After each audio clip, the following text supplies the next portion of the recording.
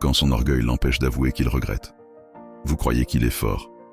Mais en vérité, son plus grand ennemi, ce n'est pas vous, c'est son orgueil. Il vous a perdu, mais il ne l'avoue pas. Il pense à vous, mais il ne l'écrit pas. Il veut revenir, mais il ne bouge pas. Pourquoi? Parce que son orgueil est plus lourd que ses regrets.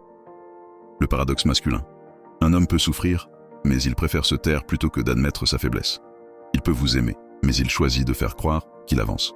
Il peut vouloir revenir, mais il refuse d'être le premier à tendre la main. Son orgueil lui donne l'illusion de contrôler la situation. Mais en réalité, c'est lui qui est prisonnier. Les signes de cet orgueil: il regarde vos réseaux mais ne commente pas. Il relit vos messages mais ne répond pas. Il attend que vous fassiez le premier pas, tout en espérant que vous ne l'ayez pas oublié. Chaque geste est une contradiction. Parce qu'il souffre, mais il ne veut pas que ça se voie. Pourquoi il agit ainsi? La peur de perdre la face. Il croit que reconnaître ses torts, c'est perdre sa dignité. La peur de se rejeter lui-même. S'il admet ses erreurs, il doit se confronter à ce qui l'a gâché. La peur de vous voir forte. Il se dit: et si elle allait mieux sans moi? Votre force dans cette situation? Beaucoup de femmes croient qu'elles doivent briser son orgueil pour l'atteindre. Erreur. Votre force, ce n'est pas de vous battre contre son ego.